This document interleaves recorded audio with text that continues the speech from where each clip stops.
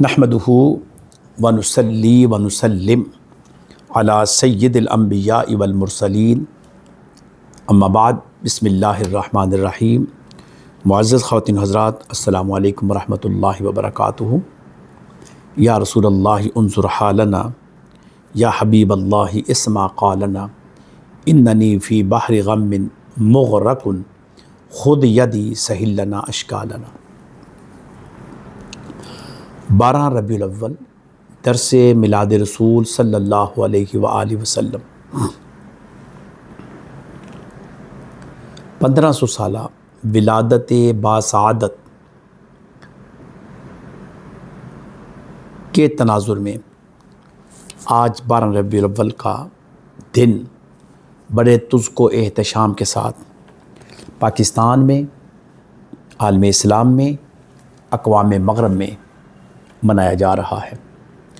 تمام دوستوں کو، تمام مسلم کمیونٹی کو، تمام ساتھیوں کو، تمام ممبران اور وابستگان کو ولادت باسعادت 1500 سالہ مبارک ہو، مبارک ہو۔ اللہ جل مجدہ ہماری یہ ساری محنت، یہ ساری کاوش اپنی بارگاہ سمادیت میں قبول فرماتے ہوئے ہم سب کو، جن جن دوستوں نے اس میں حصہ لیا ہے اور حصہ لے رہے ہیں، اللہ رب العزت قبر میں بھی رسول کریم صلی اللہ علیہ وسلم کی زیارت سے مشرف فرمائے، اور قیامت والے دن بھی رسول کریم صلی اللہ علیہ وسلم کی شفاعت سے بہرور فرمائے۔ آج اگرچہ موضوع بڑا طویل ہے اور مختلف نوعیت میں ہماری گفتگو مختلف انداز سے چلے گی، جاری رہے گی، تو میں نے صرف چند آیات رسول کریم صلی اللہ علیہ وسلم کی بارگاہ میں ہدیتاً تحفتاً پیش کرنے کے لیے قرآن کی آیات کو منتخب کیا ہے۔ اگرچہ اتنا ہی کافی ہے کہ قرآن مجید کے متعلق جب بھی آتی ہے یہ بات، تو آتی ہے کہ آیتوں سے ملاتا رہا آیتیں، پھر جو دیکھا تو نعت نبی بن گئی۔ تو یقیناً قرآن مجید سارے کا سارا حضور علیہ الصلوۃ والسلام کی نعت ہے، حضور علیہ الصلوۃ والسلام کی مدحت ہے۔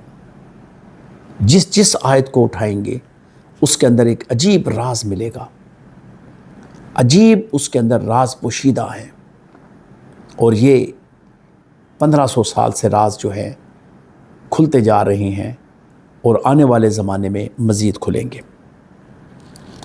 سورۃ الانبیاء کی ایک آیت، وما ارسلناک الا رحمۃ للعالمین، اے محبوب ہم نے آپ کو تمام کائنات کے لیے رحمت بنا کر بھیجا ہے، تمام کائنات کے لیے۔ اس کا مختصر میں یہ کہوں گا، رب العالمین اور رحمۃ للعالمین۔ جہاں جہاں رب کی ربوبیت ہے وہاں وہاں حضور کی رحمت ہے۔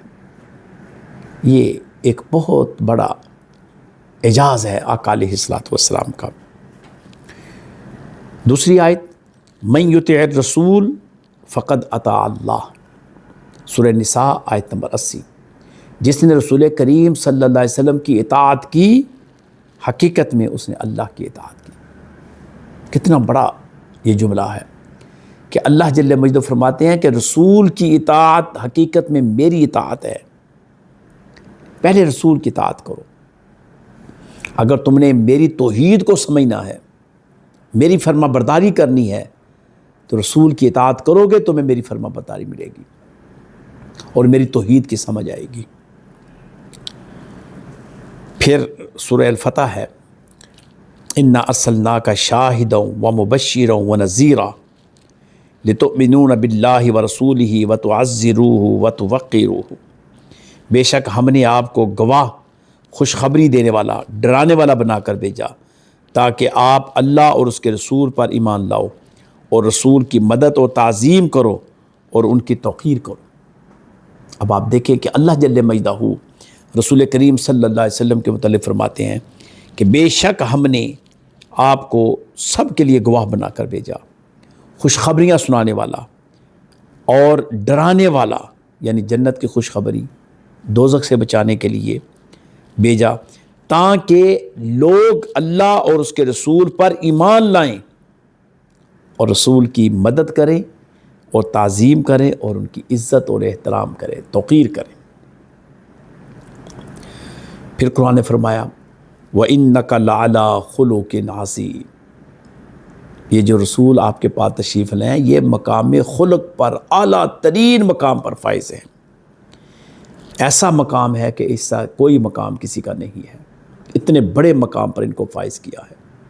یہ ان کی ولادت باسعادت کا دن ہے، اور آپ صلی اللہ علیہ وسلم کے اخلاق ہی کی وجہ سے لوگ جو ایک دفعہ آپ سے مل لیتے، دیکھ لیتے، سن لیتے، پھر وہ آپ کے گرویدہ ہو جاتے، اس کے علاوہ اور کچھ بھی ان کے پاس نہ رہتا۔ پھر قرآن مجید میں آتا ہے فآمنوا باللہ ورسولہ النبی الامی الذی یؤمن باللہ وکلماتہ واتبعوہ لعلکم تہتدون، پس ایمان لاؤ اللہ پر اور اس کے رسول پر جو امی نبی ہیں، جو اللہ اور اس کے کلمات پر ایمان رکھتے ہیں، اور ان کی پیروی کرو تاکہ تم ہدایت پا جاؤ۔ رسول کریم صلی اللہ علیہ وسلم کے اوصاف کا ذکر قرآن کر رہا ہے، رفعت کا ذکر قرآن کر رہا ہے، عظمت کا ذکر قرآن کر رہا ہے، ان کی شان قرآن بیان کر رہا ہے۔ پھر فرمایا وَلَوْ أَنَّهُمْ إِذ ظَلَمُوا أَنفُسَهُمْ جَاءُوكَ فَاسْتَغْفَرُوا اللَّهَ وَاسْتَغْفَرَ لَهُمُ الرَّسُولُ لَوَجَدُوا اللَّهَ تَوَّابًا رَحِيمًا، اور اگر یہ لوگ اپنی جانوں پر ظلم کرنے کے بعد آپ کے پاس آ جائیں اور اللہ سے معافی مانگیں، آپ کے پاس آئیں اور آپ کی مجلس میں بیٹھ کر اللہ سے معافی مانگیں، اور رسول بھی ان کے لیے معافی مانگیں، تو وہ ضرور اللہ کو توبہ کرنے والا مہربان فرمائیں گے۔ اب دیکھیں دو باتیں آ گئی، گناہ کر کے حضور کی بارگاہ میں آ جائیں، اور جب حضور کی بارگاہ میں تشریف لے آئیں تو اللہ سے معافی مانگنی ہے، حضور کی بارگاہ میں، حضور کو سامنے رکھ کر معافی مانگنی ہے، حضور کی صحبت میں بیٹھ کر معافی مانگنی ہے، اور حضور بھی ان کے لیے معافی کی اللہ کی بارگاہ میں سفارش کرے۔ تو آگے کیا لفظ ہے؟ یقیناً اللہ توبہ قبول فرمانے والا مہربان ہے۔ یہ ہے شفاعت رسول صلی اللہ علیہ وسلم۔ حضور علیہ السلام کی عظمت اور حضور علیہ السلام کی رفعت اور شانوں کا ذکر قرآن نے جا بجا فرمایا ہے۔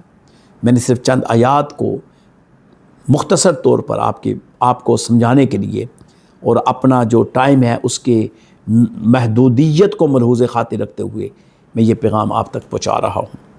پھر آ جائیں، رسول کی اتباع سب سے بڑی کامیابی ہے، اور وہ کیا ہے؟ قل ان کنتم تحبون اللہ فاتبعونی یحببکم اللہ، اے نبی ان لوگوں کو کہہ دو اگر تم اللہ سے محبت کرتے ہو تو میری اتباع کرو، پھر اللہ تم سے بھی محبت کرے گا۔ تو میری اتباع حقیقت میں اللہ سے محبت کا ذریعہ بن جائے گا۔ اتباع مصطفیٰ صلی اللہ علیہ وآلہ وسلم اللہ کی محبت کا ذریعہ ہے۔ بلکہ آگے آتا ہے یغفر لکم ذنوبکم، جب اللہ محبت کرتا ہے تو تمہارے گناہوں کو معاف کر دے گا۔ اللہ کی محبت کا یہ تقاضا ہے کہ اللہ اپنے بندوں کی گناہوں کو درگزر فرما دیتا ہے، لیکن وجہ کیا ہے؟ حضور علیہ السلام کی اتباع، حضور علیہ السلام کی اطاعت، حضور علیہ السلام کے راستے پر چلنا، حضور علیہ السلام کے اسوہ حسنہ پر چلنا، پھر اللہ آپ کے گناہوں کو معاف کرے گا، ہم سب کے گناہوں کو معاف کرے گا۔ یقیناً 12 ربیع الاول جو ہے ہمارے لیے ایک چمکتا دمکتا دن ہے، تاریخ اسلام کا ایک جومر ہے، تاریخ اسلام کے اندر اس کا مقام اور مرتبہ بہت اعلیٰ۔ میں آخر میں یہ بات بھی کروں گا کہ ان دنوں میں آپ کو مختلف قسم کے لوگ نظر آئیں گے، آوازیں نظر آئیں گی، مختلف سوشل میڈیا کے اوپر گفتگو نظر آئے گی۔ خدا کے لیے ان پر کان نہ دھریں، اور اپنے اسلاف کا جو طریقہ ہے اس کو اپنائیں، اور 12 ربیع الاول کے دن کو بھرپور طریقے سے اہتمام کے ساتھ منائیں، اور حضور کی بارگاہ میں کثرت کے ساتھ صلاۃ والسلام پڑھیں۔ اللہ تعالیٰ سمجھنے کی توفیق عطا فرمائے، آمین۔ وآخر دعوانا ان الحمد للہ رب العالمین۔ السلام علیکم ورحمۃ اللہ وبرکاتہ۔